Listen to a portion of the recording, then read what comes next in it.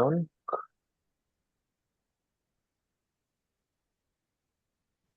Alors, bonsoir à tous. Donc, bienvenue dans notre billet Talk du mois de mai. Alors, pour ce mois, nous allons recevoir Joël Tavares, qui va nous présenter et intervenir sur le thème le business analyst, médiateur entre ambition digitale et réalité du terrain. Alors, avant de démarrer, juste quelques recommandations pour que notre billet Talk se passe très bien. Alors, donc, je vous prie de fermer votre micro, d'accord? Et dès que possible, on vous demandera d'ouvrir votre micro si vous avez quelque chose à partager. Alors, l'esprit du billet talk, c'est vraiment un échange de manière, je dirais pas euh, moins formelle, mais assez chill. Voilà. Donc, pendant la présentation, n'hésitez pas à lever la main et puis je me ferai le plaisir de vous interroger pour poser vos questions durant la présentation de Joël. Voilà. Donc, pour notre agenda de ce soir, donc on va démarrer par une présentation de IEBA Côte d'Ivoire Chapter. Ensuite, nous allons, après avoir présenté notre intervenant, lui passer la parole pour son intervention. Donc, comme je l'ai dit, j'ai précisé le thème tout à l'heure. Et enfin, ce sera les informations sur le chapitre. Voilà. Donc, on aura en gros 1 heure, voire à 1h15 d'échange avec vous. Donc, avec vos permissions, nous allons démarrer donc avec la présentation de IBA Côte d'Ivoire Chapter. Alors, IBA Côte d'Ivoire Chapter a été créé en 2019 sous le nom de Association des Business Analysts de Côte d'Ivoire, donc reconnue par l'administration nationale ivoirienne. En 2020, nous avons fait l'affiliation à IBA Global, donc l'entité mondiale donc qui regroupe tous les business analysts, donc bien évidemment sous le nom de IBA Côte d'Ivoire Chapter. Et en 2025, donc l'année dernière, nous avons célébré nos 5 ans d'affiliation donc au chapitre du chapitre pardon à IBA Global. Donc, en gros, durant ces 5 années-là, le chapitre IBA Côte d'Ivoire, c'est une communauté de plus de 100 membres qui sont volontaires, dont parmi 50 officiels. Parmi cette audience-là, nous avons formé plus de 30 membres et à ce jour, nous avons 4 certifiés. On espère véritablement avec notre agenda annuel que plus de membres seront certifiés. Voilà, je pense qu'on fait pendant les informations sur le chapitre, des informations seront données à ce titre-là. Alors, concrètement, quelles sont les missions du chapitre IBA Côte d'Ivoire? Donc, c'est déjà d'offrir un cadre pour un cadre structuré, pardon, pour tous les membres de IBA, notamment dans notre zone francophone. Promouvoir également les pratiques du métier de la business analyst dans tous nos environnements décisionnels. Donc, que ce soit dans nos administrations, dans nos organisations, dans les secteurs, pardon, publics et associatifs. L'autre point, c'est de favoriser le partage d'expériences au sein d'une communauté indépendante de professionnels. Et c'est à juste titre que nous organisons tous les 2 mois le billet talk. Et enfin, de renforcer en fait la professionnalisation du métier à travers la formation, la certification et la diffusion des bonnes pratiques qui nous viennent tous de IBA Global, notamment avec notre euh, BABOK, donc le Business Analysis Book of Knowledge. Alors donc à ce jour, nous avons réussi à réaliser et à organiser des journées de la business analyse. Nous avons organisé également plus de 20 formations et ateliers, dont fait partie notamment les billets talk. IBA aujourd'hui, chapitre de Côte d'Ivoire, c'est plus de 5 partenariats académiques et professionnels. Nous avons reçu plus de 30 intervenants nationaux et internationaux. Et bien évidemment, avec votre participation, nous continuons toujours de croître cette communauté-là. Alors, comment devenir membre? Donc déjà, il faut se connecter et créer son compte sur le portail global de IIBA, dont l'adresse est précisée ici, donc iiba.org. Voilà. Ensuite, vous cliquez sur Join ou Renew pour vous acquitter de vos droits d'adhésion. Donc, IIBA Côte d'Ivoire fait partie de la région euh, Afrique, voilà, donc la région 3. Et l'adhésion s'élève à 55 dollars, voilà, USD. Ensuite, toujours dans le processus de rejoindre ou de renouvellement de vos frais d'adhésion, pardon, vous choisirez IEBA Chapter Côte d'Ivoire dans la liste des chapitres auxquels vous souhaitez être affilié. Voilà, et tout de suite, le bureau en place pourra reprendre la main pour pouvoir vous accueillir en bonne et due forme. Alors, pourquoi adhérer à IBA? Donc, comme je l'ai précisé tout à l'heure, c'est le portail global et mondial donc qui regroupe tous les professionnels de la business analyst. Donc, c'est vraiment des normes et des guides qui sont mondialement reconnus. C'est un réseau, une communauté d'experts. Nous avons accès exclusivement à des ressources et à des webinaires, des outils de développement de carrière et également un job board qui est intégré au portail. Et dernier, mais pas des moindres, c'est une remise sur les tarifs de certification. Je pense qu'on a une remise qui s'élève entre 10 et 15% sur les tarifs normaux. Voilà. Donc, en rejoignant n'importe quel chapitre, notamment celui de la Côte d'Ivoire, vous avez une réduction sur les tarifs de certification de 10 à 15%. Voilà. Donc, bien évidemment, vous pouvez nous joindre sur nos différents réseaux sociaux. Voilà, donc LinkedIn, Instagram et également nos numéros de téléphone. Si vous avez quelques questions, vous pouvez nous joindre et puis on pourra en discuter. Alors, nous allons passer maintenant à notre billet talk proprement dit et je vais me charger de présenter notre intervenant. Alors, Joëlle Tavares est directrice des technologies et systèmes d'information chez Awale Corporation. Donc, Awale, c'est All West African Linked Energy. Joëlle a commencé sa carrière au Royaume-Uni, où elle a vécu 24 ans, avant de migrer vers les États-Unis pour 10 années. Elle cumule aujourd'hui plus de 20 ans d'expérience en sécurité des infrastructures et réseaux. Et Joël est rentré définitivement en Côte d'Ivoire depuis 1 an et demi maintenant. Alors, dans son rôle actuel, son équipe et elle construit et opèrent sur un réseau de fibres optiques. Et cela l'emmène donc à travailler au quotidien à l'interface entre risque cyber, continuité de service et valeur business. En gros, comment traduire des menaces en impact concret, prioriser les investissements et embarquer les métiers avec des décisions basées sur les données. Enfin, elle est particulièrement engagée pour l'inclusion des jeunes filles et des femmes dans la cybersécurité et les nouvelles technologies, parce que, comme elle le dit, la résilience est aussi une question de talent et de diversité. Alors, avec vous, j'aimerais qu'on puisse, je dirais pas applaudir, mais recevoir notre intervenant de ce soir, Joël. Joël, est-ce que tu m'entends? Oui, je t'entends. Est-ce que tu m'entends? Ouais, je t'entends parfaitement. Ok. Bonsoir tout le Parfait. monde. Très heureuse d'être parmi vous et d'avoir cette opportunité en fait de partager un peu ma vision entre tout ce qui est cybersécurité et l'analyse business aujourd'hui.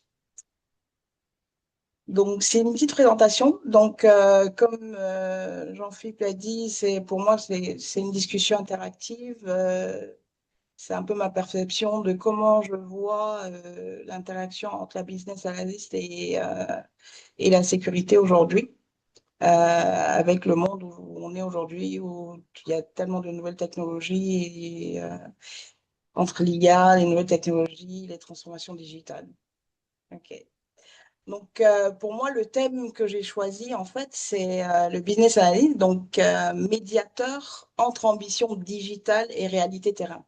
Donc, après, c'est une affirmation, mais aussi une question. Est-ce que c'est vous qui me direz, en tant qu'expert en business analyst, euh, et,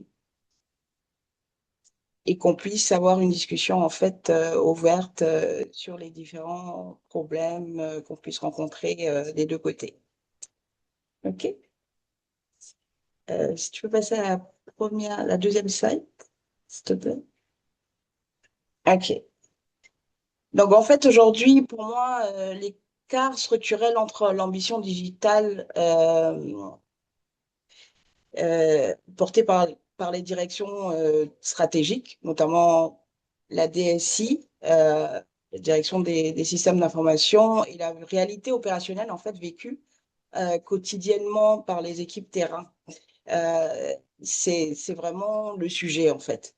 C'est aujourd'hui l'ambition digitale s'exprime souvent en termes de vitesse, d'innovation, de conformité réglementaire et de performance globale. Donc, elle est nourrie par des impératifs de compétitivité, de transformation des modèles économiques et de sécurisation des actifs informationnels.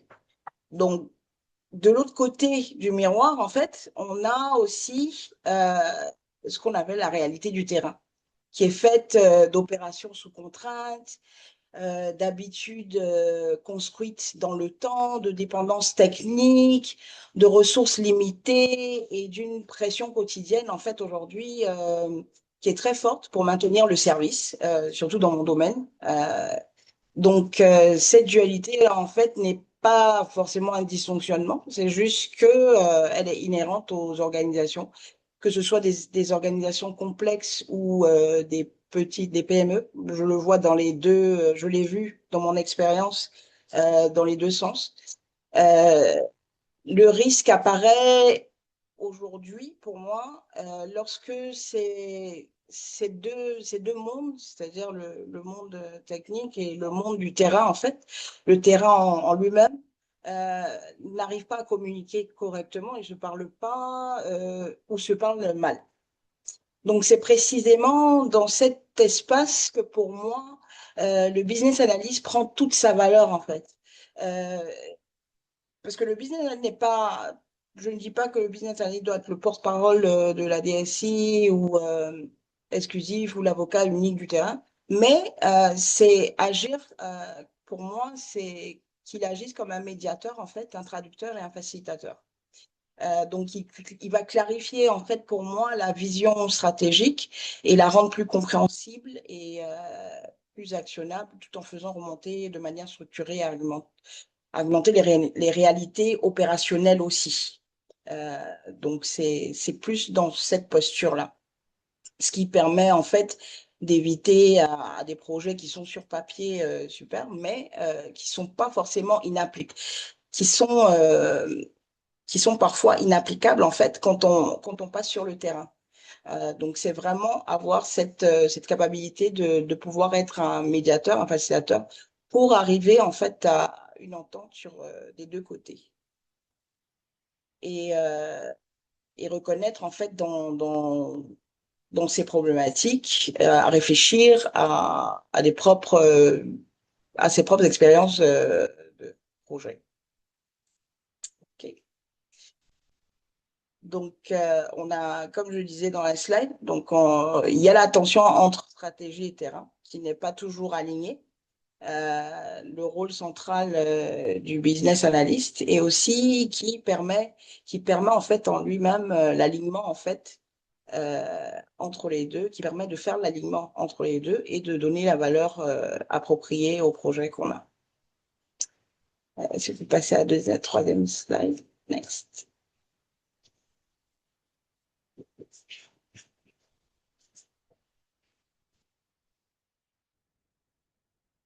Donc ici, en fait, on voit Alors, on parle de l'ambition digitale portée par la DSI, qui est mon domaine à moi.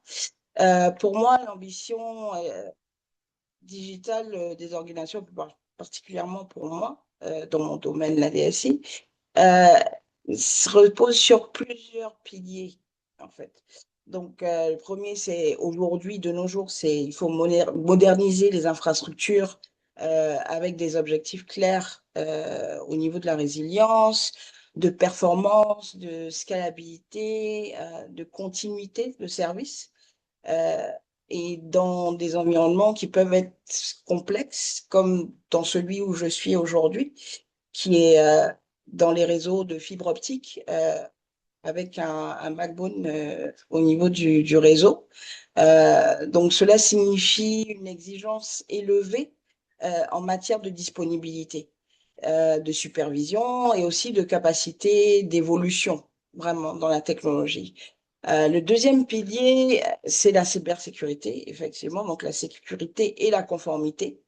Donc, c'est pas forcément de répondre à des obligations réglementaires, mais de construire en fait une relation de confiance durable pour les clients.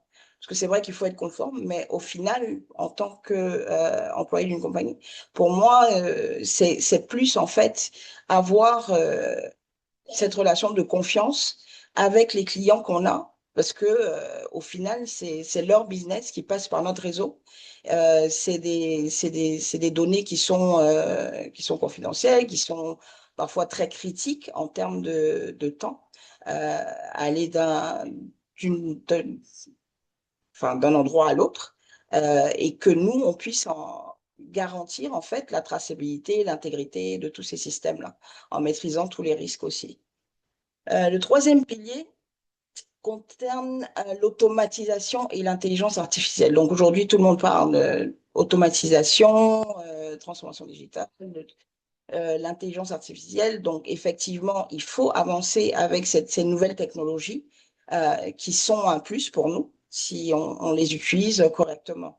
Donc les organisations qui cherchent à réduire les tâches répétitives, euh, à fiabiliser les processus et améliorer la prise de décision grâce à des outils en fait qui sont plus intelligents, enfin plus intelligents, mais qui avancent, je dirais, pas forcément de façon plus intelligente, mais plus rapidement que la normale et qui nous font gagner du temps. Le quatrième pilier, c'est l'excellence opérationnelle. Donc, dans le domaine où je suis, c'est l'opérationnel est celui qui va viser à fluidifier les processus, c'est-à-dire à optimiser les coûts, à améliorer la qualité de service. Et enfin, l'expérience utilisateur qui est au final ce qu'on cherche, qui est devenu en fait centrale. Donc, une solution aussi performante qu'elle soit, techniquement, n'a pas de valeur si elle est simplement compréhensible, si elle a de la valeur plutôt que quand elle est simple, compréhensible et réellement adoptée par tous. Donc, que ce soit du côté technique que du côté terrain opérationnel. Donc, pour moi, cette ambition, elle est légitime et nécessaire. Toutefois, elle est souvent formulée dans un langage stratégique et technologique qui est vraiment éloigné des contraintes qu'on trouve en fait sur le terrain concrètement. Donc, sans un rôle capable de faire le lien entre les deux niveaux, c'est une ambition qui risque de rester théorique et de générer en fait plus de problèmes qu'autre chose. Ça, c'est pour moi la réalité du terrain.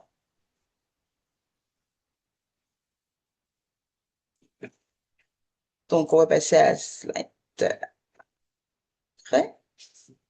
Donc, parlons de la réalité du terrain. Donc, pour moi, la réalité du terrain, en fait, constitue souvent le principal angle mort des projets de transformation digitale. Parce que c'est vrai qu'on veut transformer, mais il faut aussi pouvoir passer cette transformation-là de façon fluide au niveau de ceux qui vont l'utiliser.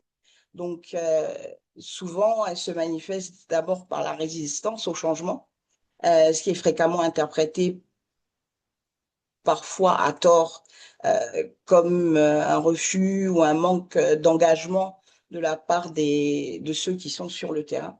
Mais en réalité, pour moi, c'est pas ça. C'est plus, euh, pour moi, elle est plus, c'est plus lié en fait à la peur de perdre des repères, de la maîtrise ou du temps dans des contextes qui sont déjà sous tension, surtout quand on est dans des environnements qui doivent avancer très vite, où la réactivité est est très importante, que ce soit dans le domaine bancaire ou dans le domaine de la télécommunication, comme je disais, où je travaille aujourd'hui.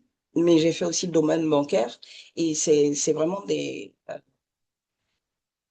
environnements où la réactivité est très cruciale. Et souvent, on se dit, ben, on n'a pas le temps de regarder ça ou de pouvoir comprendre une autre manière de le faire, alors que la manière dont on le fait aujourd'hui, elle marche, elle est bonne, on est OK avec et on est plus à l'aise avec. Donc, les processus aussi, historiquement, jouent également un rôle important. Il y a beaucoup de process. Derrière, il y a parfois derrière leur apparente obsolescence, se cachent souvent aussi des adaptations, des exceptions, des contournements qui ont permis aux équipes de maintenir l'activité malgré les contraintes. Donc souvent, le processus, il est écrit, mais dans la réalité du terrain, il est effectué d'une façon un peu différente de ce qui est écrit sur papier. Donc tout ça, en fait, les ignorer revient à ignorer en fait une partie de l'intelligence collective en fait de l'organisation. Donc les contraintes opérationnelles sont aussi un autre facteur clé. Donc vous avez aussi tout ce qui est exigence en termes de rapidité. Donc, essayer, comme je disais, au niveau, la réactivité est beaucoup, il y a une grosse demande de réactivité, les pics d'activité, les dépendances entre les systèmes, euh, contraintes de planning ou de ressources, tout ça, ça rentre en compte, en fait. Et ça s'ajoute, en fait, à, je dirais, l'hétérogénéité en fait des compétences aussi sur des équipes. Donc parfois, vous avez aujourd'hui des gens si je prends par exemple l'exemple de l'IA, il y a beaucoup de gens qui s'intéressent à ça. Donc vous allez avoir beaucoup de gens qui vont être intéressés, qui vont essayer de s'y mettre, et puis vous allez avoir d'autres qui vraiment ne le font pas ou qui vont l'utiliser vraiment de façon très basique. Donc tout ça, en fait, ça crée une pression en fait au quotidien qui est omniprésente.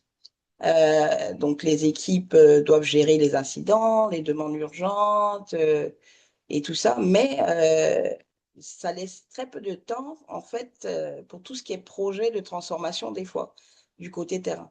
Même si du côté direction et stratégie, on veut, parce que c'est vrai que c'est important de passer à cette transformation-là. C'est un nouvel âge pour l'informatique. Donc, c'est important aussi. C'est un cap qu'il faut passer. Mais il faut le faire, en fait, c'est comprendre et intégrer cette réalité-là euh, à ce qu'on fait. Pour moi, c'est une condition, en fait, essentielle de réussite. Pouvoir intégrer et la stratégie des directions et aussi avec les équipes de terrain pour qu'il y ait une certaine synergie pour que ça puisse marcher. Donc, c'est précisément, donc, comme je le disais, cette compréhension fine du terrain que le business analyst, en fait, est en mesure de structurer et de rendre, en fait, exploitable au niveau stratégique. D'où, pour moi, le rôle central du business analyst.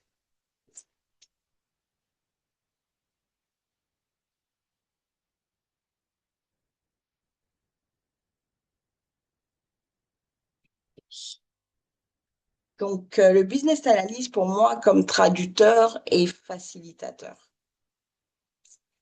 Donc, c'est vraiment, en fait, pour moi,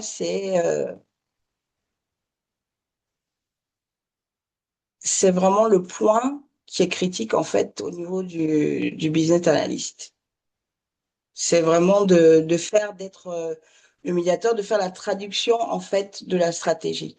Donc convertir cette stratégie-là en exigence, la stratégie de la DSI en exigence est claire et en point actionnable en fait pour les équipes en fait qui doivent euh,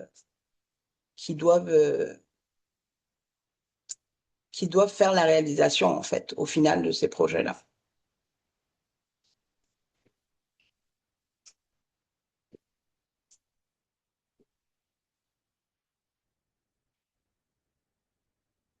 J'ai juste un petit problème à passer. Donc c'est vrai que je parle beaucoup, beaucoup, mais bon, si vous avez des questions entre-temps, n'hésitez pas à m'interrompre, il n'y a pas de problème. Je pense que, comme je disais au début, pour moi, c'est interactif. Donc c'est vraiment un partage en fait de perception et d'avis en fait sur l'interaction entre la transformation digitale et aussi l'analyse business.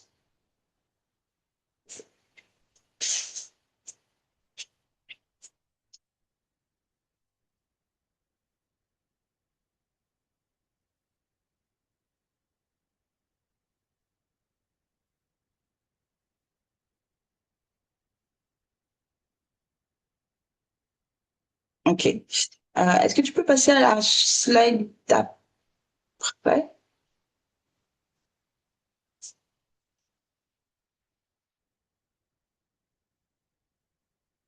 Ok. Celle d'après, après, on peut passer directement.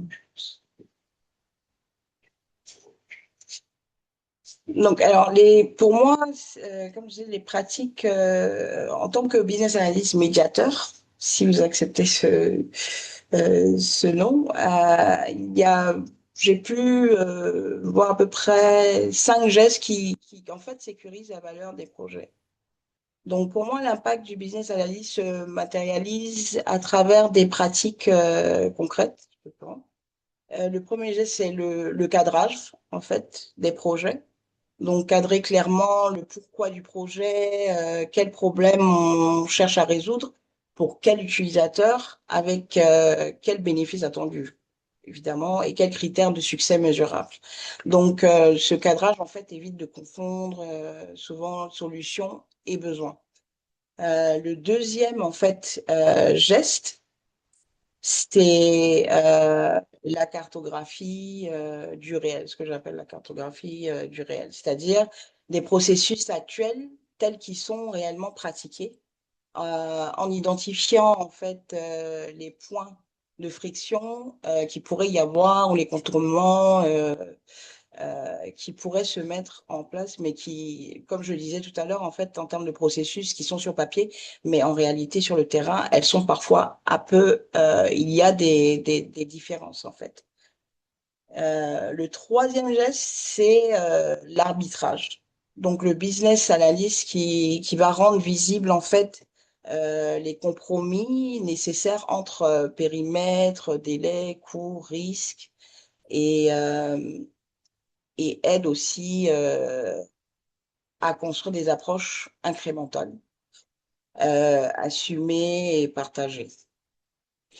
Donc le quatrième geste porte sur la qualité des exigences. Euh, pour moi, c'est intégrer en fait, en intégrant systématiquement les exigences non fonctionnelles, qui sont souvent la sécurité, la performance, la résilience, la conformité, qui sont critiques pour les environnements IT, mais qui sont insuffisamment formalisés souvent. Donc, le cinquième et dernier geste, en fait, pour moi, concerne l'adoption. Donc là, j'appelle l'adoption et le feedback. Donc c'est plus en fait le biais qui va contribuer à la communication, parfois à la formation ou à la mise en place en fait de boucles de feedback afin que la solution soit réellement comprise des deux côtés et utilisée et améliorée au fur et à mesure euh, qu'elle est mise en place pour avoir en fait ensemble, pour moi, ces gestes transforment en fait le business analyst en garant de la valeur durable des projets. Joël, Oui, alors j'ai une question. oui. Au niveau du quatrième point, qualité des exigences, est-ce que tu peux nous donner de manière pratique comment arriver à intégrer ces exigences non fonctionnelles-là, comme tu l'as cité au niveau de la sécurité, de la Au performance et de niveau la de la conformité? sécurité, performance, résilience, conformité. Alors, c'est vraiment, tout dépend des systèmes. Mais en général, par exemple, si je prends, euh, on va passer de ce que, en illustration pour un cas concret, c'est vrai qu'on veut avancer souvent vite dans la transformation digitale, mais il faut prendre en compte aussi ces exigences, c'est-à-dire c'est vrai que l'intelligence artificielle, il y a beaucoup maintenant avec l'agentique et tout ça, pour créer des applications, ça va vite, ça va très très vite. Donc il y a beaucoup d'applications qui rentrent sur le marché et tout ça, mais il faut quand même regarder le côté sécurité, le côté performance, parce que parfois, souvent, on crée des applications, mais bon, les gens ne s'arrêtent pas pour regarder aussi au niveau de la performance comment ça va marcher. Euh, la résilience, c'est avoir ce côté où si je perds mon application aujourd'hui, comment je fais pour la récupérer, pour avoir une résilience au niveau des systèmes. Euh, et aussi la conformité par rapport à tout ce qui est, par exemple, le côté euh, information personnelle, les données à caractère personnel plutôt, qui vont rentrer en compte. Ce sont des points en fait qui doivent être prises, qui doivent être prises au sérieux, tout en dans la démarche de la transformation. Il ne faut pas dire ouais, on va juste transformer de façon digitale, mais aussi il faut s'arrêter sur ces points-là parce qu'ils sont importants, parce qu'au final, on veut de la transformation digitale pour donner, pour améliorer nos services, quels qu'ils soient. Mais derrière, il faut que ces services-là soient sécurisés, qu'ils soient résilients et qu'ils soient conformes aux normes d'aujourd'hui. Donc, il y a différentes manières de le faire. Ça peut être, par exemple, avoir des sites de backup. Après, ça dépend des tailles des infrastructures. Mais bon, c'est quand même, je veux dire, même pour une PME, avoir un système de backup, c'est toujours important. Parce que si vous perdez vos données, vous perdez tout ce que vous avez aujourd'hui, ben après, vous n'avez plus rien. C'est la réalité du terrain. On veut faire euh, de, de, de la transformation digitale, mais en même temps, il faut être sûr que ce qu'on transforme de façon digitale va perdurer. Donc, si on le fait rapidement, souvent, ben, à un moment ou à un autre, soit il y a un problème de faille de sécurité, ou il y a un problème de performance, ou de conformité, où il faut s'aligner aussi. Donc, je ne sais pas si j'ai répondu à ta question, ou Mhm, tu voulais un exemple beaucoup plus mhm. concret. Donc, peut-être par la suite, si on peut être plus concret avec un exemple, je verrai bien pour pouvoir rebondir sur cette question. Alors, on a des questions et on a une main levée.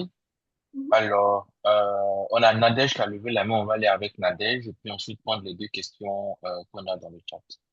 Nadège, tu peux ouvrir ton micro et puis poser ta question, s'il te plaît. Bonsoir Joël, bonsoir à tous. Donc ma question c'est sur les 5 gestes. Justement, je voulais savoir, toi en tant que DSI au quotidien dans ton équipe, est-ce que tes BA ils arrivent justement à respecter ces 5 gestes-là et comment tu arrives à suivre en fait les indicateurs liés à ces 5 gestes? Alors, dans mon cas, les... Alors, je suis dans une structure qui est quand même assez, je dirais pas petite, mais elle est considérée comme encore une PME. Donc, le côté business analyst en soi, euh, est géré plutôt par moi. Donc, effectivement, je fais la part des choses. Je vois, par exemple, si je prends mon exemple, euh, je vois la réalité du terrain quand les gens vont sur... donc, on a des incidents, par exemple, parfois sur le terrain, mais il faut prendre en compte, c'est vrai qu'il y a la rapidité à laquelle on doit, euh, on doit répondre, mais il faut aussi, parfois, quand on a des projets donc, d'amélioration, de transformation digitale, il faut prendre en compte, en fait, tous ces cas-là. Donc, personnellement, je le fais parce que, bon, j'ai pas de business analyst, malheureusement, mais pour moi, c'est vraiment important parce que vous, dans euh, dans l'analyse du business, vous avez ce côté-là où vous avez les deux. Vous avez la vision stratégique, mais vous avez aussi la vision, en fait, des gens qui sont sur le terrain, qui vont utiliser cette application-là. Bon, c'est comme ça que je le comprends, hein. Si je suis pas, si je suis à côté de la flaque, dites-moi, mais c'est comme ça que moi je le comprends en fait. Et ce rôle-là fait le lien en fait entre les deux, entre la technologie et aussi la vision stratégique et essaie de l'émerger pour le faire. Donc en termes des 5 gestes, pour moi, c'est ceux qui ont le plus d'impact en fait par rapport à toute la valeur qu'on met dans un projet et arriver à avoir cette synergie entre le technique et la direction et la stratégie. Ok, merci beaucoup, Joël. C'est clair pour moi. OK, compris. Alors, donc on a une question enfin deux questions dans le chat et une question dans euh, les Q&A. Alors, une question de Jean Accran. Comment le business gère les situations où la vision digitale des dirigeants est déconnectée des capacités réelles des équipes terrain? Je peux reprendre la question, comment le Comment le business? business gère les situations où la vision digitale des dirigeants est déconnectée des capacités réelles des équipes terrain?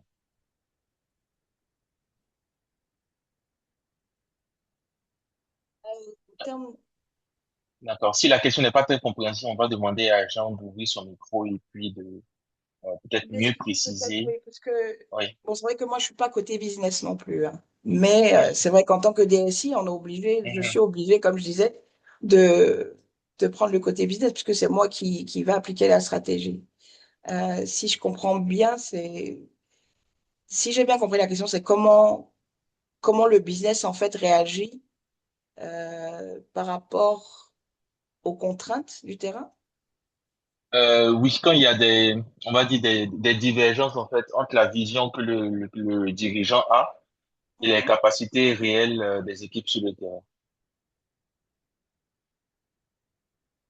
Alors, dire comment le business le prend, c'est un peu, je, je vais mettre ça d'une autre manière. Je veux dire que en fait, ça crée des problèmes parce que, comme on parlait tout à l'heure, par exemple, vous avez si vous prenez n'importe quelle compagnie, quelqu'un qui veut faire, OK, il faut transformer digitalement tous les processus et tout ça.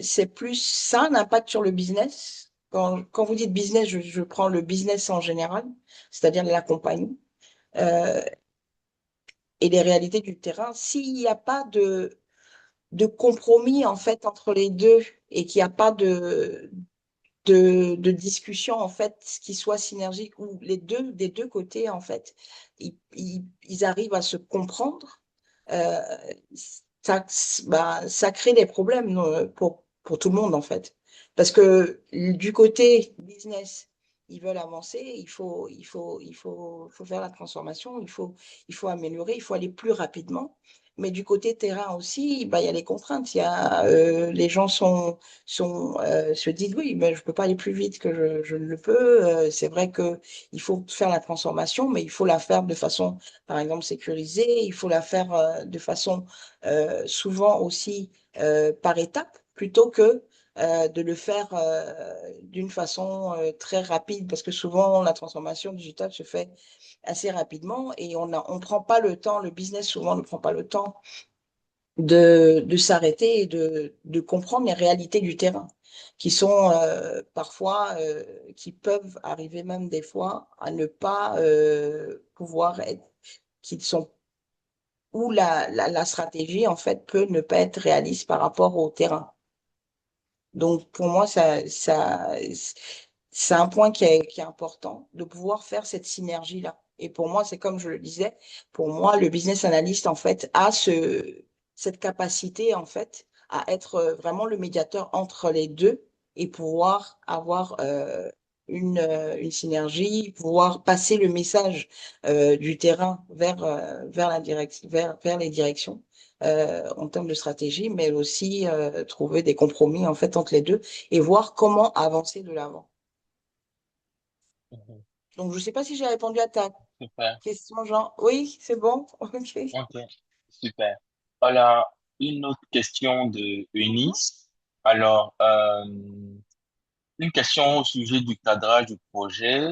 Quelles sont vos astuces gagnantes pour naviguer à travers les défis souvent présents lors du cadrage du projet? Par exemple, il arrive très souvent que la conciliation soit difficile à établir entre les enjeux stratégiques et réels pour l'organisation, l'état Mhm. actuel des processus et des ressources et la vision de l'organisation. Comment réussissez-vous à établir un pont d'équilibre entre tous ces aspects importants? Alors, effectivement, c'est pour ça que je l'ai mis en point pour ce cadrage du projet, parce que il faut. Alors, pour moi, le plus simple, c'est d'aller pas à pas. Je veux dire, c'est vrai que la transformation digitale, c'est aller plus vite, mais pour la mettre en place, il faut prendre son temps et pouvoir avoir tous les tenants aboutissants des deux côtés, que ce soit du côté de la direction, mais aussi du côté des équipes techniques ou même des clients parfois qui sont impliqués. Donc, c'est vraiment avoir cette vision de ne. Souvent, on dit quand on saute trop vite, il faut faire deux pas en arrière pour pouvoir mieux sauter, hein. Je crois que c'est à peu près ça.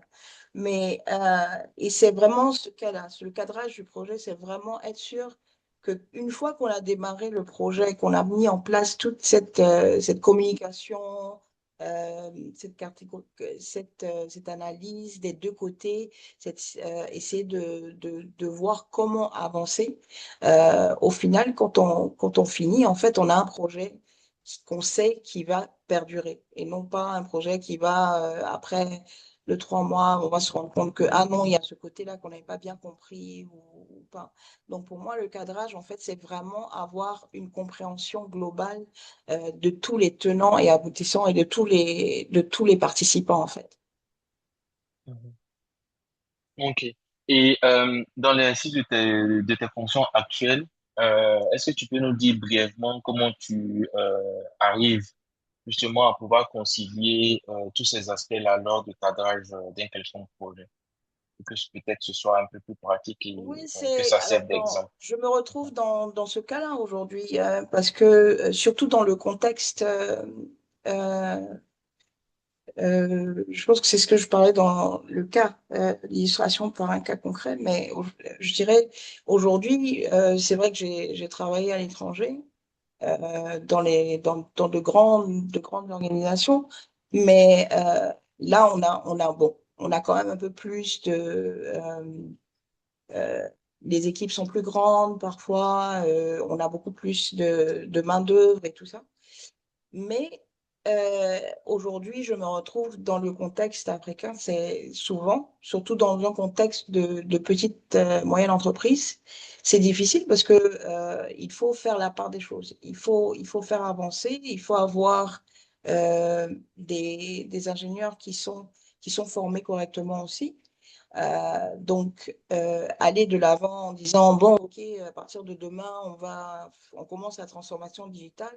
Non, il faut aller petit à petit. Par exemple, il faut déjà voir le niveau qu'ils ont en termes de digitalisation. Il faut vraiment prendre son temps. Personnellement, je rencontre ce problème-là aujourd'hui, mais c'est prendre son temps. C'est vraiment avoir, euh, se dire, je ne pense pas juste du côté technique, mais je suis obligée d'avoir la vision des deux côtés.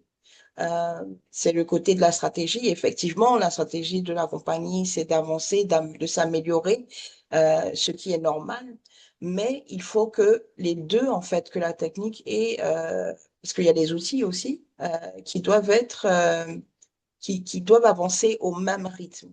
Et c'est vrai que c'est pas facile, mais c'est un cadrage en fait où il faut vraiment avoir cette analyse qui est très rapide de voir, OK, du côté technique, voilà ce qu'il y a, du côté terrain, et voilà du côté stratégique, voilà comment on va faire, comment on va arriver. Et souvent, c'est par étapes qu'il faut le faire. Pour moi, personnellement, je me dis, au début, on arrive avec ces trucs, OK, oui, on va le faire, on peut faire comme ci, on peut faire comme ça. Ah, tiens, on peut changer ça. Mais après, on se rend compte sur le terrain que parfois, ah, il y a un petit problème là, ça coince. Que ce soit pour une raison ou pour une autre.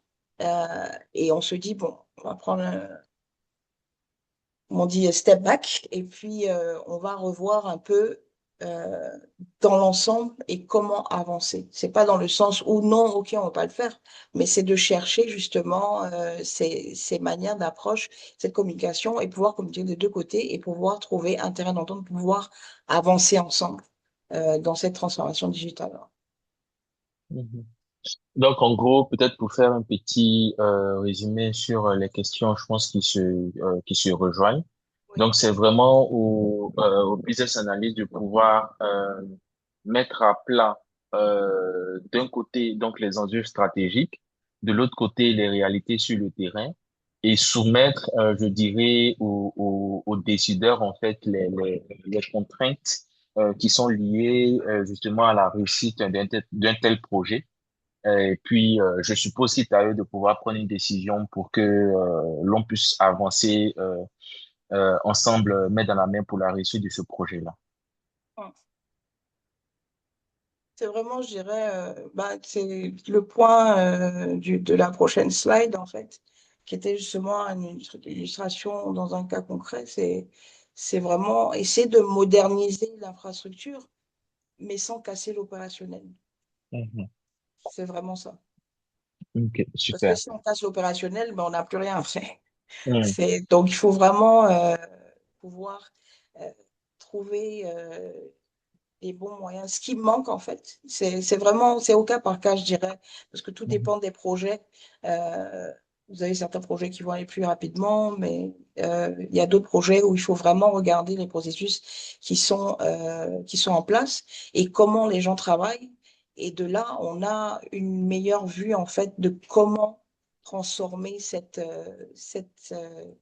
opération-là. Pardon. Ok, parfait. Alors, on a une question dans le Q&A.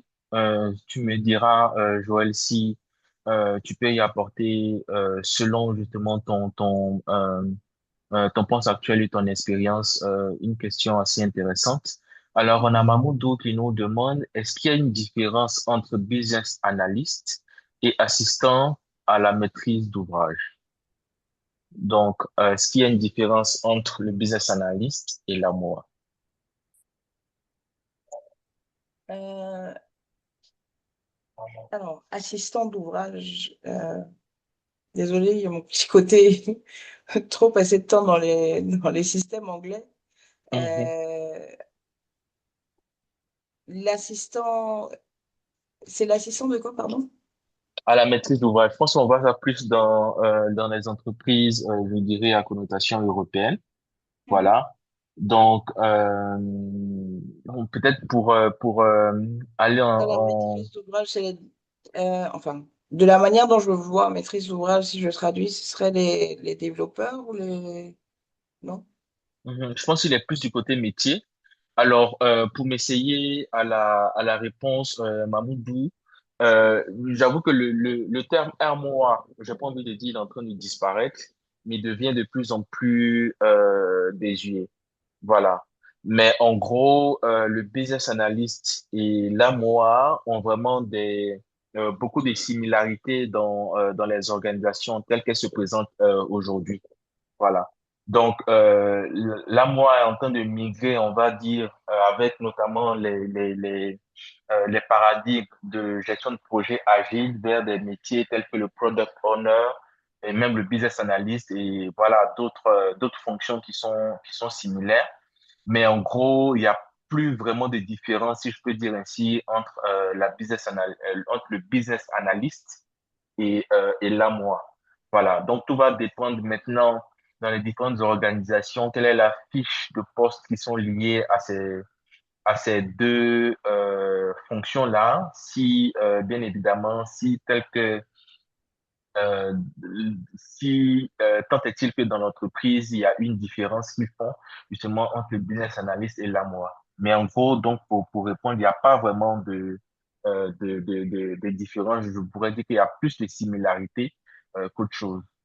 Le business analyst, il peut être vraiment focus sur tout ce qui est, je dirais, analyse technique et tout ça, pendant que l'AMOA, qui est lui du côté métier, peut se charger justement de pouvoir recueillir les besoins et faire le point avec les différentes, enfin, tout en collaborant avec le métier sur tout ce qu'il y a comme requirement et tout ça. Voilà. Donc ça, c'est vraiment mon point de vue. Je sais pas s'il y a d'autres dans l'assistance qui aimeraient apporter peut-être un peu plus de contenu, mais globalement, c'est ça. Donc avec vos permissions, on va continuer un peu. Oui, Nadège, il y a Nadège qui a levé la main. Vas-y, Nadège. C'est très bien dit, Jean-Philippe. Et pour preuve, lorsqu'on regarde les fiches de poste, qu'on recherche des AMOA et que vous regardez les fiches de poste où on recrute des business analysts, vous allez vous rendre compte que les exigences du poste sont similaires. On attend de l'AMOA qui soit l'allié du métier, qu'il puisse retranscrire correctement les besoins.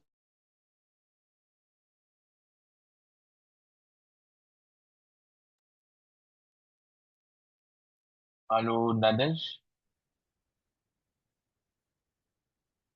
Je sais pas si c'est chez moi, mais je pense qu'on t'entend plus. Oui. Allô?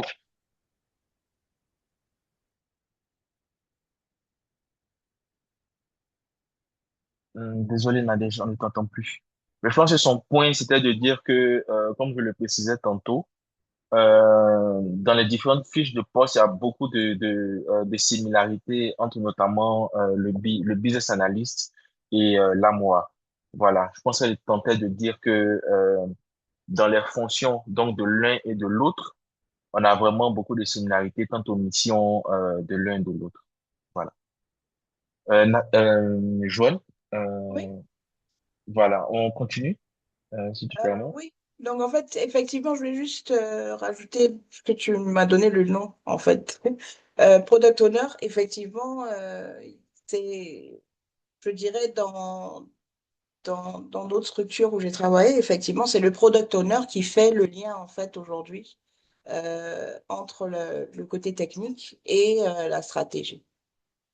Donc, effectivement, pour moi, ce serait si ça n'aurait pas eu de différence, en fait, entre le business analyst et le product owner. Parce que souvent, dans les grandes structures, ça se fait de beaucoup plus, où il y a spécifiquement des product owners en fonction des différentes technologies. Mm, c'est ça. Parfait. Mhm. Alors, je pense qu'on n'a plus de questions. On peut revenir OK. rapidement à la présentation. Présentation, oui. Donc, en fait, c'était pour parler d'un cas, effectivement, euh, le cas de... euh,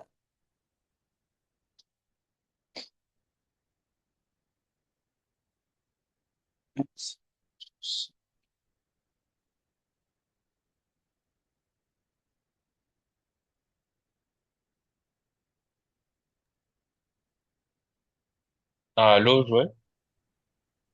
désolé, c'est bon. Ok. Juste un petit problème technique. Alors,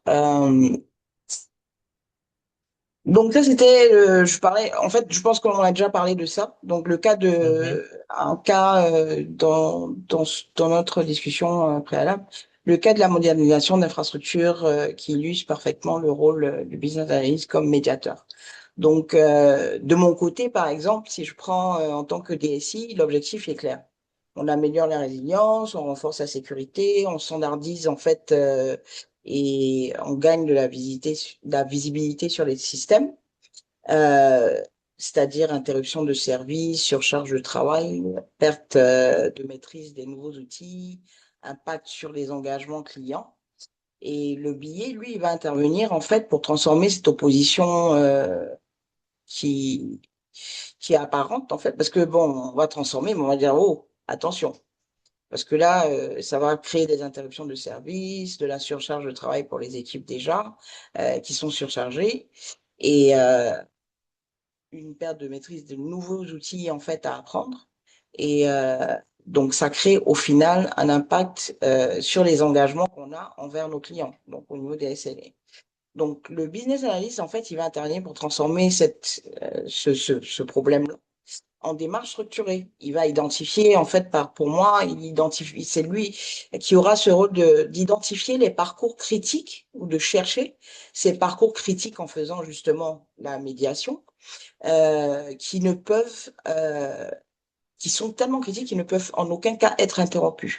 Donc, recenser les contraintes de fenêtres opérationnelles, par exemple, formaliser les exigences non fonctionnelles mesurables comme les SLA, revoir les temps de reprise s'il y a des coupures, des trucs comme ça. Et proposer une stratégie, en fait, de déploiement progressif avec des pilotes, par exemple, sur dans différentes équipes.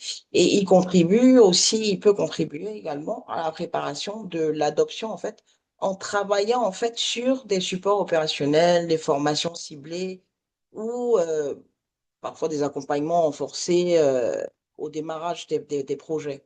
Ce qui fait que l'intégration, en fait, se fait de manière beaucoup plus, je dirais, beaucoup plus facilement.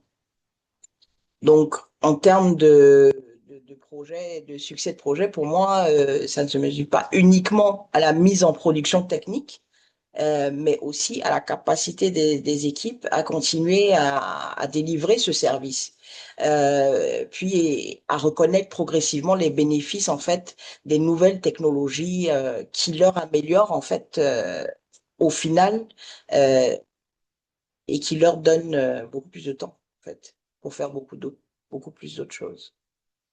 Donc ce type de cas en fait pour moi démontre que la réussite en fait d'un projet repose autant sur la médiation et l'anticipation que sur la technologie elle-même. Donc, c'est pas juste, en fait, la technologie, mais c'est aussi la médiation et puis l'anticipation pour voir au-delà des problèmes qu'on puisse rencontrer dans cette transformation digitale-là. Et c'est vrai que dans la majorité des cas, pour moi, ce serait le rôle, en fait, du business analyst.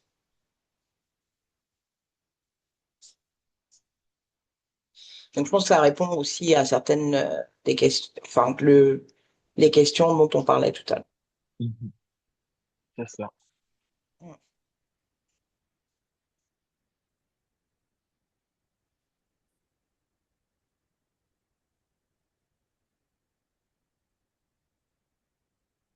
C'est un petit problème parce que je vois plus le zoom. OK. Donc, pilotage et gouvernance.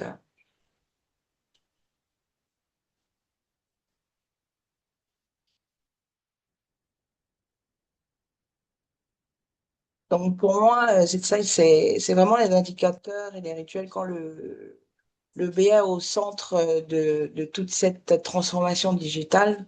Euh,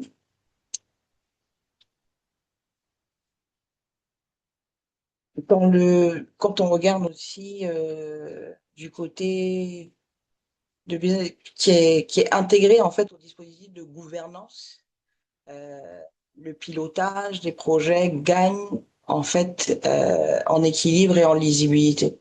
C'est donc intégrer, avoir le business analyse qui est pleinement intégré au niveau de toute la gouvernance d'un projet de transformation, par exemple, le pilotage aussi, fait qu'il y a cet équilibre-là qui va se faire des deux côtés, en fait, du côté technique et du côté du business aussi, et de la stratégie.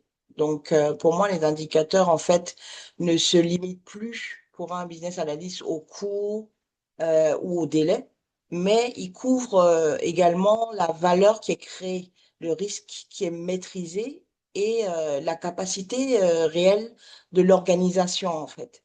Euh, les indicateurs de valeur incluent pour moi la qualité de service, la satisfaction des utilisateurs euh, et aussi le niveau d'adoption de ces nouvelles technologies-là.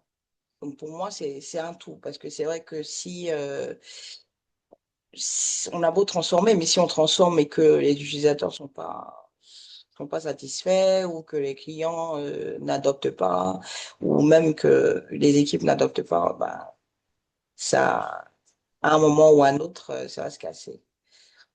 Donc, les indicateurs de risque, pour moi, portent sur tout ce qui est incident, tout ce qui est vulnérabilité, la conformité et aussi la robustesse, en fait, du système. Donc, pour moi, c'est tous ces points-là sont des indicateurs, en fait, qui doivent interpeller le business analyst dans son analyse, en fait, en faisant ces projets de transformation aussi. Hmm. Les indicateurs de capacité vont évaluer pour moi, en fait, la charge des équipes. C'est les compétences disponibles parce que parfois, transformer veut dire faire monter en compétences ces équipes, euh, ce qui n'est pas toujours facile. Et voir dans quel cadre en fait ils peuvent est-ce qu'il y a un gap en fait au niveau des compétences aujourd'hui et des compétences qui vont être demandées après la transformation digitale. Euh, En complément aussi, je pense que le business analyst en fait contribue en fait à l'animation en fait de rituels qui sont simples mais efficaces. Donc, parfois, ça peut être des ateliers de cadrage orientés sur les valeurs, sur la revue régulière des démonstrations. Après, bon, il y a plusieurs, je pense, indicateurs ou plusieurs manières de le faire. Des boucles de feedback avec le terrain aussi, ce qui est très important parce que au fur et à mesure qu'on avance dans la transformation des projets, c'est toujours bien d'avoir des pauses de feedback en fait pour voir si on est vraiment dans la bonne voie ou pas.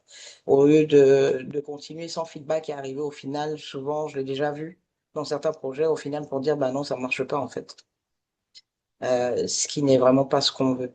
Euh, donc, avec toutes ces pratiques-là, en fait, on arrive à réduire en fait les surprises et au niveau des projets de, et renforcer en fait la transparence et permettre aussi des ajustements en continu. Parce que pour moi, la transformation digitale, elle peut pas se faire en une seule fois. Il faut la faire justement de façon euh,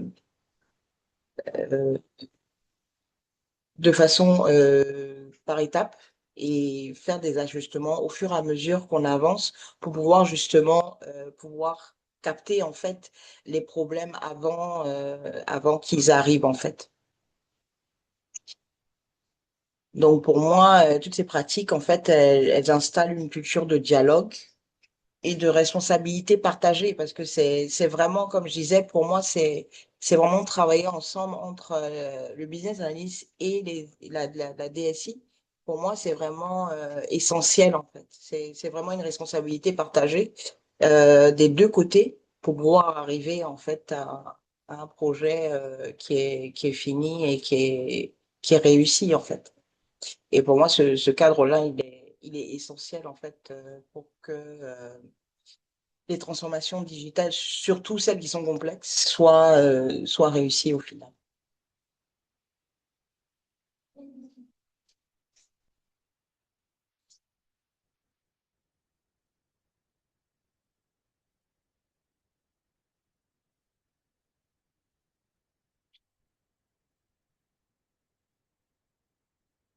Donc, comme je disais, c'est la slide où je parlais. Donc, vraiment, c'est le biais gardien du sens déclencheur du dialogue. Euh, mais bien entendu aussi de côté de la DSI, hein. On enclenche le dialogue aussi. Mais pour moi, le biais, en fait, est vraiment créer ce lien entre la vision stratégique et puis la réalité opérationnelle, comme je disais, pour assurer la réussite et puis avoir cet équilibre entre valeur et risque.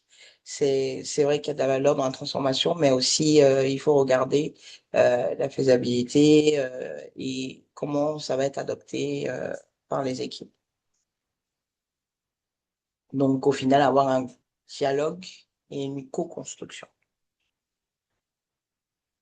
Donc, on arrive en fait à la fin de ma présentation. Euh, donc, en Super. conclusion, pour moi, le business analyst, en fait,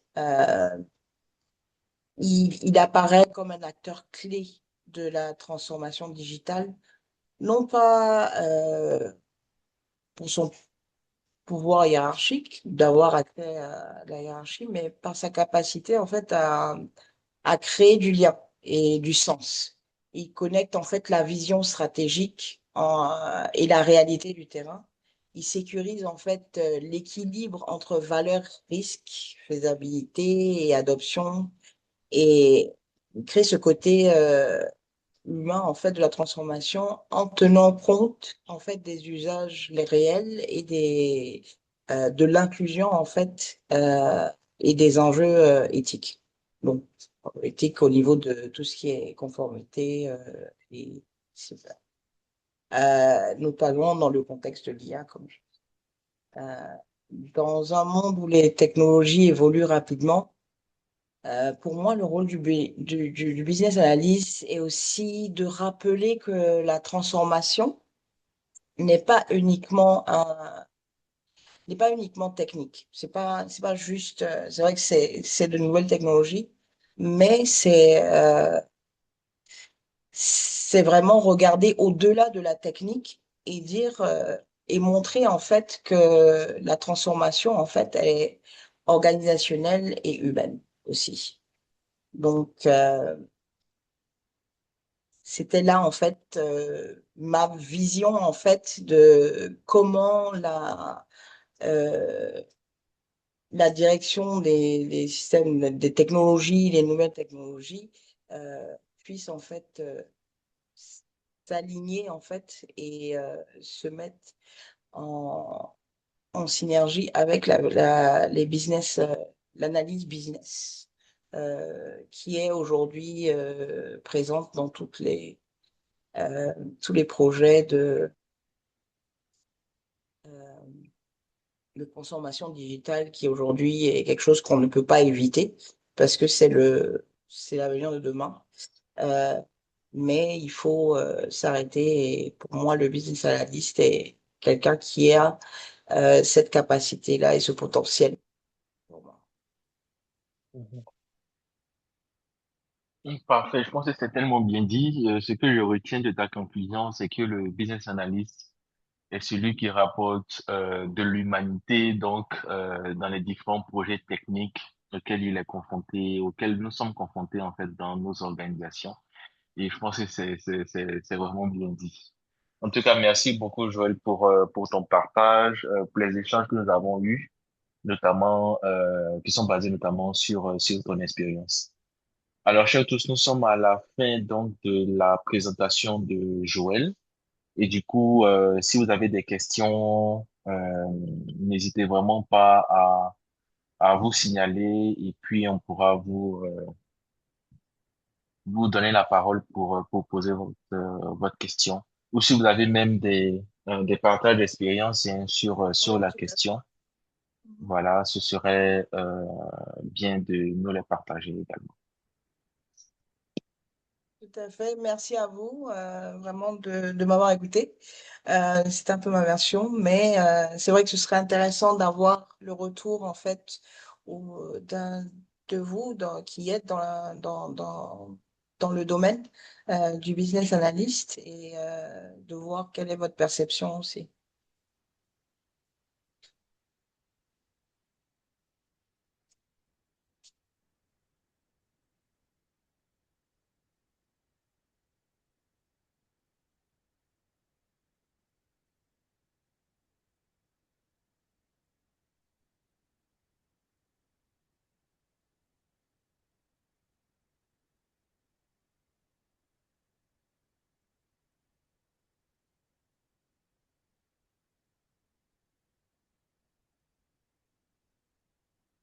Oui, Nadège, vas-y, faut ouvrir ton micro et puis...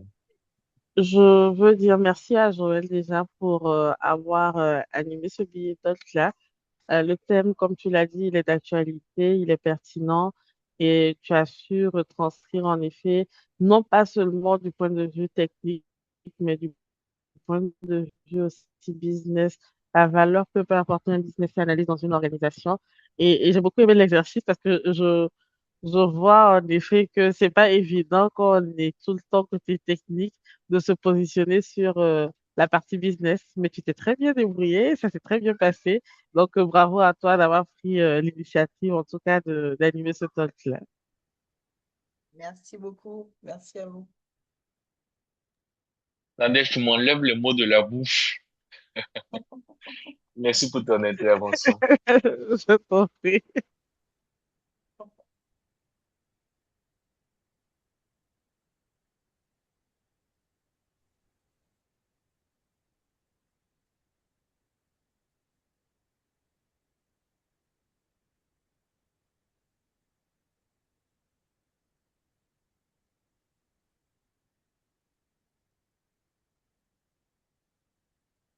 Alors, si...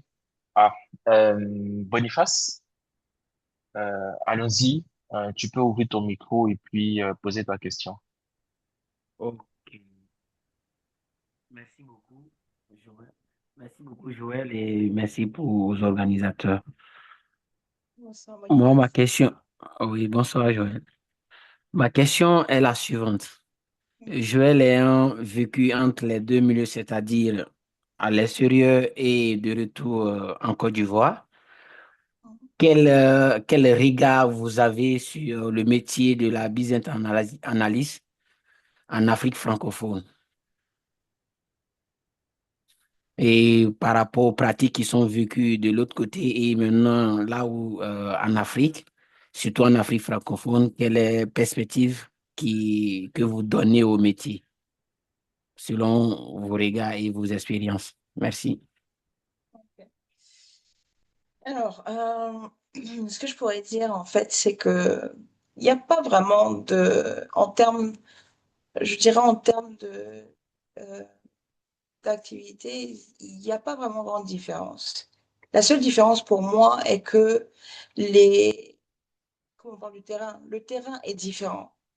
Les problèmes qu'on va avoir à l'international pour un business analyst ne sont pas les mêmes qu'on a ici. Donc pour moi, je trouve que le business analyst, franchement, il est vraiment crucial aujourd'hui, surtout dans cette ère de transformation digitale, comme je disais. Parce que, et surtout pour l'Afrique, pas seulement francophone, mais partout en Afrique.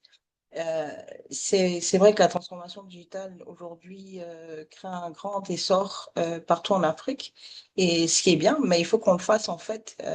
Pour moi, ce serait de le faire à notre manière en fait, pas de la manière internationale, parce que c'est vrai que c'est pas les mêmes contextes et les contextes sont différents, les stratégies sont différentes euh, en termes des besoins aussi. Les besoins sont différents, les technologies, la manière dont on utilise les technologies ici seront différentes de l'international. Mais ce qu'il faut garder pour moi, c'est que effectivement le business analyst, il a une grande place, comme je disais, comme médiateur, surtout pour tous ces projets qui sont là et qui ne font qu'augmenter. Et je pense que ça va aller de plus en plus dans ce sens-là. Donc pour moi, le business analyst, il a une grande valeur ici aujourd'hui en Afrique pour ce côté médiateur et ce côté vraiment faire l'équilibre en fait et le point de synergie en fait entre les stratégies business et le côté technique. Donc, je sais pas, j'ai répondu à votre question ou Boniface, voilà, si tu peux oui, Boniface? réagir à la suite de la réponse de Mhm. Joël, si tu es satisfait ou si tu veux approfondir encore une fois ton... Oui, je suis satisfait de la réponse. Effectivement, comme elle dit, on n'a pas les mêmes réalités. et on n'a pas aussi les mêmes besoins. Donc, ça dépend comment on regarde. Si nous sommes, je suis business analyst en Afrique et moi, j'appelle depuis la Guinée et, et même étant en Guinée et les réalités ivoiriennes, c'est pas aussi les mêmes choses. Donc, ma vision était de comprendre aussi que déjà comment le métier va évoluer, puisque dans plusieurs réalités africaines, on vient seulement en technologie, on dit, bon, on a besoin de tel réseau, on n'analyse pas, on se focus sur la technologie et peut-être que le métier est méconnu dans certains endroits et c'était ça un peu ma question. Vraiment, merci beaucoup. Mhm. Je- Merci à toi, Boniface, donc, qui nous Merci. rejoint depuis la Guinée. Nadège, je pense que les prochaines fois, on va essayer de faire un tour de table pour voir d'où nos participants nous rejoignent. Je pense que ça serait intéressant de voir plus ou moins comment notre com arrive à toucher le plus de monde à travers le monde. Merci beaucoup pour ton intervention et pour ta question, Boniface.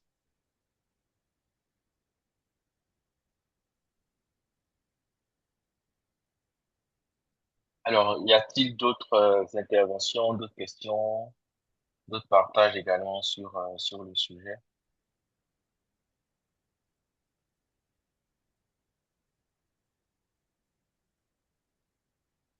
À défaut, avec votre permission, on va continuer donc notre agenda avec les informations sur le chapitre et puis clore notre billet talk de ce mois.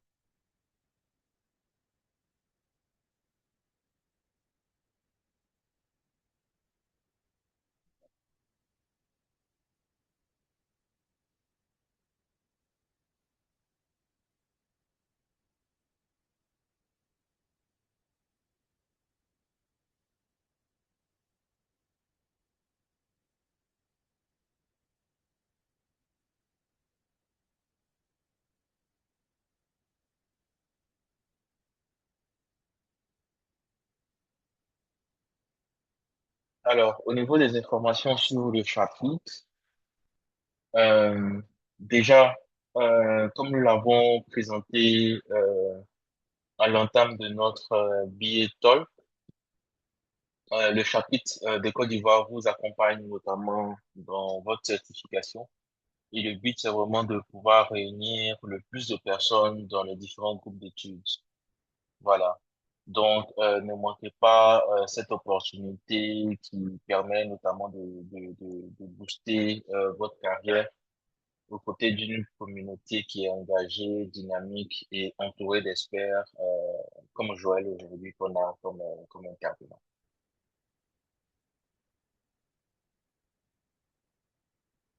L'autre information, c'est que nous avions lancé depuis la fin de 2025, donc depuis l'année dernière, une cartographie donc du métier de business analyst en Côte d'Ivoire.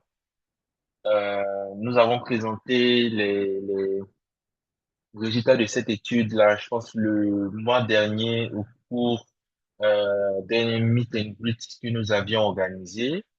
Voilà. Mais bien évidemment, nous sommes toujours en attente de nouvelles données afin de pouvoir justement affiner cette étude-là. Donc, l'étude est toujours ouverte, sauf erreur de ma part. Voilà. Donc, vous êtes priés pour ceux qui sont sur le territoire national de vous y connecter et puis de remplir le formulaire, de compléter le formulaire. Et la dernière information, c'est juste pour préciser la date de notre prochain billet talk, voilà, qui se tiendra notamment le mercredi 29 juillet prochain, donc dans 2 mois. Pour le guest, il sera précisé, nous sommes tous en discussion avec notre intervenant, et bien évidemment, le thème et le lieu vous seront précisés. Alors, je vous prie de continuer de nous suivre sur nos différents réseaux sociaux afin de pouvoir être au parfum des informations à propos de notre prochaine billet. Voilà. Donc, avant de lever la séance, j'aimerais, avec votre permission et avec également votre enthousiasme, remercier Joël qui a bien voulu partager son expérience avec nous sur le thème de business analyst, médiateur entre la stratégie et les contraintes du terrain. Voilà. Et je pense que clairement, ce soir, comme je l'ai dit, on pourra dormir moins bête, mais encore plus engagé à faire de la business analyst. Donc, le côté humain qu'on apporte à nos décideurs dans les différents projets digitaux qu'on a et justement pour pouvoir répondre aux besoins et répondre aux besoins de nos différents projets digitaux. Voilà. Sur ce, merci encore, Joël. Merci à l'assistance. Voilà, nous étions près d'une vingtaine de membres qui avons été, qui ont connecté. Donc, merci de pouvoir nous suivre. Et puis, nous nous disons à très bientôt, notamment en juillet pour notre prochaine billet. Donc, merci à tous et excellente soirée. Merci. Merci à Merci. tous. Merci. Mhm.